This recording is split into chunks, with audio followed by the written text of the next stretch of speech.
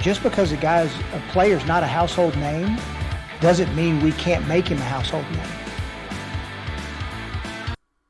Hello, welcome to Sportscaster News. I'm Lawrence Owen, and today we are going to discuss Bears wide receiver Allen Robinson on his comments about the dizzying quarterback situation and a little bit into his contract negotiations, right?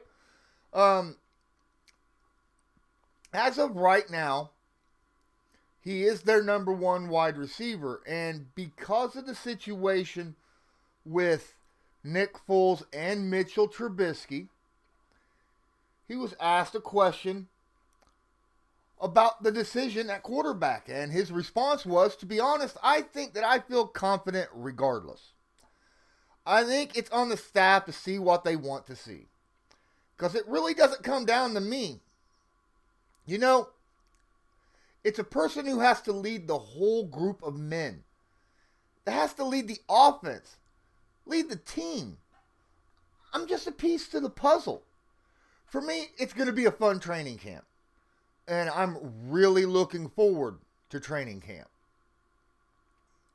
Now, that's actually a smart move because you don't really want to alienate either one of the quarterbacks at this point in time.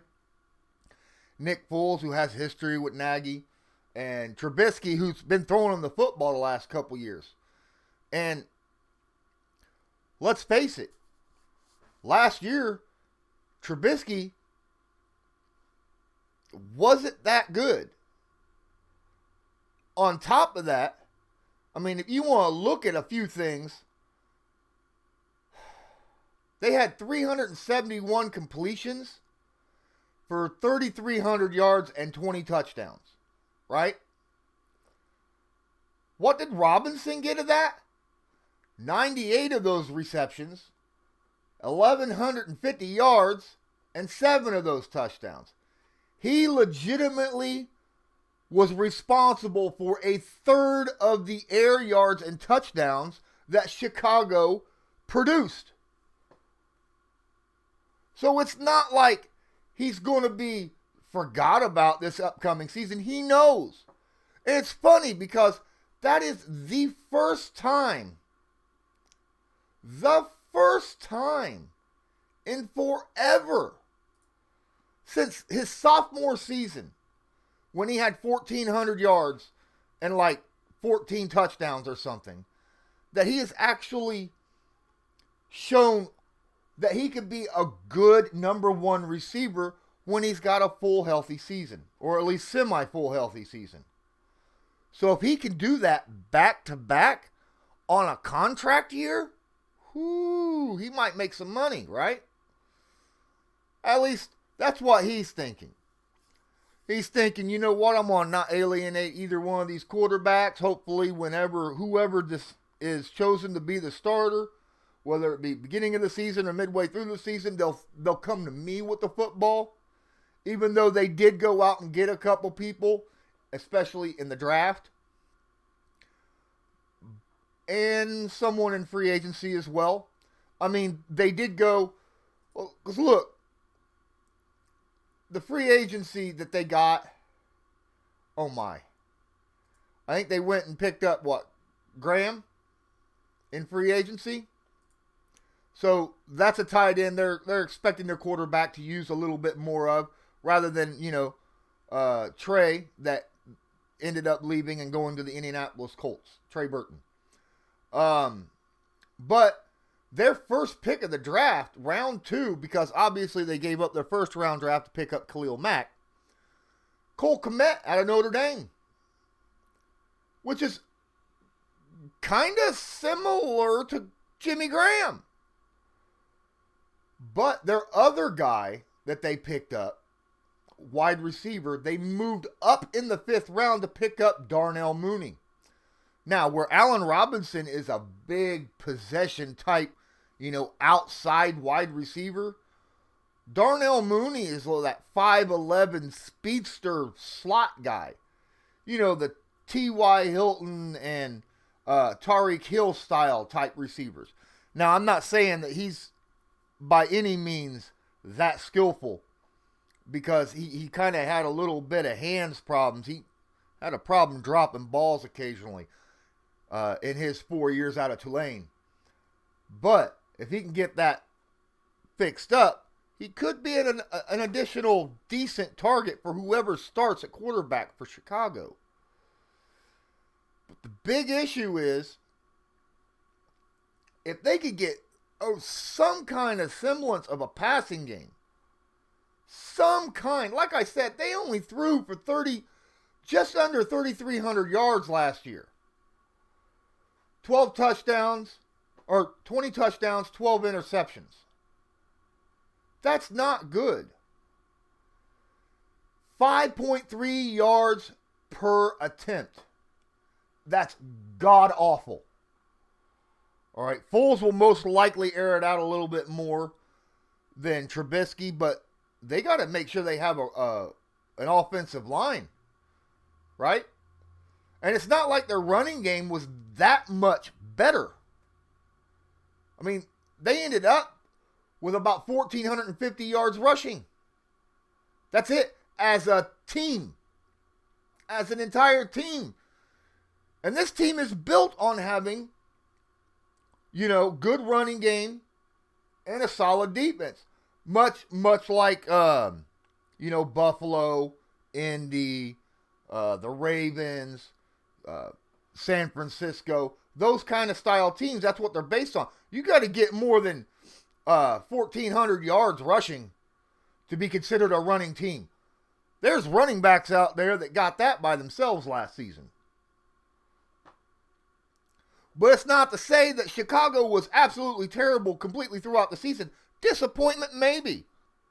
But they did finish the season 8-8, right? 8-8. Week 1, they almost took the Packers. Came down to like the last few minutes. An Aaron Rodgers-esque Aaron Rodgers drive. Play. The very next week, they beat the Denver Broncos. Handily. They swept the Minnesota Vikings in their division. Swept them. And they said, hey, Dallas, come on in with that really tough offense. And let's see what you could do against our D. And they couldn't. And Chicago ended up beating Dallas. So that's if they can get some semblance. And to be honest with you, I think it all boils down to whether they need to upgrade that offensive line. Get Trubisky or Foles a little bit better protection. Okay? Because there's been too many times that I watched games last year where guys were just coming through that line untouched. Even on a blitz, there should be someone there to be able to at least chip somebody. But there's miscommunications on that line all over the place. I don't know if I haven't looked, but I hope the guys Chicago went out and got themselves a new offensive line coach. Just saying. Because if there's miscommunication, that's on the coach. That's not necessarily the talent. Communication has everything to do with coaching. Keeping them all straight up here and together. But we look into Allen, like I said, Allen, he's got that contract year coming up. Had a heck of a year last year. And his thoughts on whether or not this pandemic is going to, with the whole affecting the salary cap and maybe affecting his contract this upcoming year, since he is in a contract year. His response, I don't think necessarily will affect it.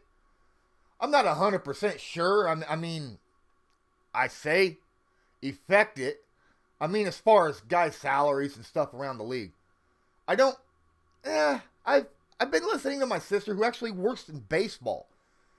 And seeing what baseball's going through with their contracts in this part of the season, I don't think that's what's in store for us as a whole in the NFL. Now, we won't go through anything like that. Just kind of where I think our league is, it's set to start. Now, he's dead right about that. The NFL is not in the same predicament as baseball. Baseball is set completely differently with they don't have true salary caps. their team's revenue is based on how much money they could pass on to their players, whereas it's the NFL revenue that is divvied up amongst the 32 NFL teams, wherein which is then used as player revenue for their cap. But if something does get done, he says, something gets done. But at the end of the day, that's left up to the Bears and my agent. For me personally, to be quite honest, I'm not going to concern myself with that too much. I'm just looking forward to this 2020 season. I'm definitely excited for it. And I'm definitely ready to get going. Whatever happens, happens. That is a good way of looking at it. Go out there, play your game. You go out there, you play the best you can. You help your team. You don't alienate either quarterback because either one of them could start for you this year. You play well. You become a number one. Get that big contract extension. They're going to need you. But the first and foremost thing is staying healthy, Allen. He's going to have to stay healthy to duplicate what he did last year. Or maybe even improve on it. But to improve on it, he's going to need the quarterback's going to need more time in the pocket to allow Allen to get down the field further. Because even with Allen's, I mean, my goodness, he was like, he didn't do that great when it came to long catches. I think he averaged, what was it that he averaged? Hold on, give me one moment. Let me look this up real quick. I think he averaged like 11 yards a catch. Yeah, he did. Averaged 11 yards a catch. 11 and a half. 11.4. Let me just keep adjusting that. I might even go down to 11.4.2 or 4.2. Okay. The year before in Jacksonville, or no. 11.7. My bad. Yeah, 11.7. In 2015, where he went to the Pro Bowl, when he was healthy, his sophomore season, the last time he broke 1,000 yards receiving, he had 1,400 yards receiving, 17 and a half yards a catch, which is stupid good. That's not something that, you should truly expect. But the year before last, in 2018, when he played 13 games with Chicago, he had 750 yards, 4 touchdowns, but he had 13.7 yards per catch. That's not bad. If he could take that yards per catch and drop it on that 98 receptions, my goodness, that's a Pro Bowl season. That's a Pro Bowl season. That'll be 98 catches. That would put him around 1,400 yards. That's Pro Bowl for any receiver. But I hope that good things happen for Allen. Maybe getting Kmet and Graham at the tight end positions will help kind of free him up a little bit. It's quite possible, but it's very interesting to see who's going to be slinging him the rock this year. Well, that was my question. I'm sure I will get back to this later on as the season starts and as it progresses and as news comes out. And until next time, I'm Lawrence Owen for Sportscaster News. And as usual, I want you to have a good one.